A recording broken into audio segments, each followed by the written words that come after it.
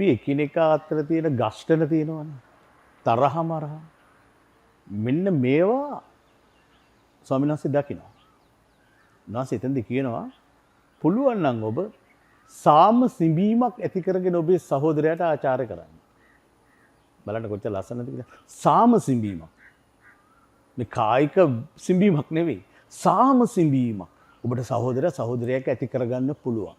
සාමේ ගිවිසුමක් අපිට ඇති කරගන්න පුළුවන්. අපේ කලහකාරී తත්වය, අපේ ගෂ්ඨනකාරී తත්වය පහව යන්නට ස්වාමීන් වහන්සේ අපට දෙන ලස්සන භක්ති අභ්‍යාසයක් එය.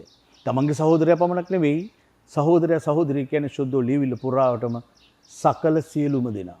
සියලුම මනුෂ්‍ය වර්ගයා තමන්ගේ සහෝදරයා සහෝදරිය. එතකොට සහෝදර සහෝදරිය කියන්නේ අපි සමානයි, සමාන්තරයි. අපි සමානාත්මතාවයේ පදනම් කරගෙන ජීවත් වෙන්නේ. අපි සාමයේ දෑත් දිගු කරලා සාමයේ සිඹීමක් ඇති කරමු අපේ සහෝදරයන්ට සහෝදරියට.